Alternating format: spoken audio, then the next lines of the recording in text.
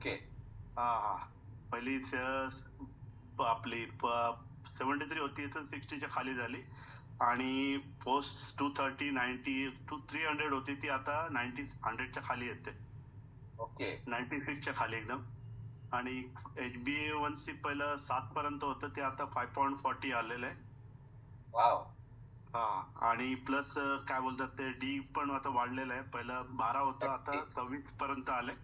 Vitamin D पण वाढलेलं आहे. वाढलेलं आहे आणि कोलेस्ट्रॉल पण माझं आता व्यवस्थित चाललंय. आणि डॉक्टरांनी मेन म्हणजे माझ्या 10 गोळ्या होत्या दिवसाला. ओके. सकाळी 5, 2, 6, रात्री 3 अशा दिवसाला 10 गोळ्या होत्या. हा हा. त्या 10 गोळ्यापैकी आता त्यांनी फक्त 5च गोळ्या सुरू ठेवल्या आणि त्या पण कमी डोसच्या केल्या. वाव. असं ग्रेट.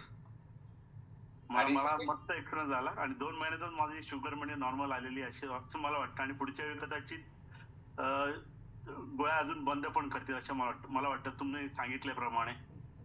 Yes sir. आणि तुम्हाला किती वर्षापासून डायबिटीस आहे आणि किती मला आता वर्षापासून मी ऍट द एज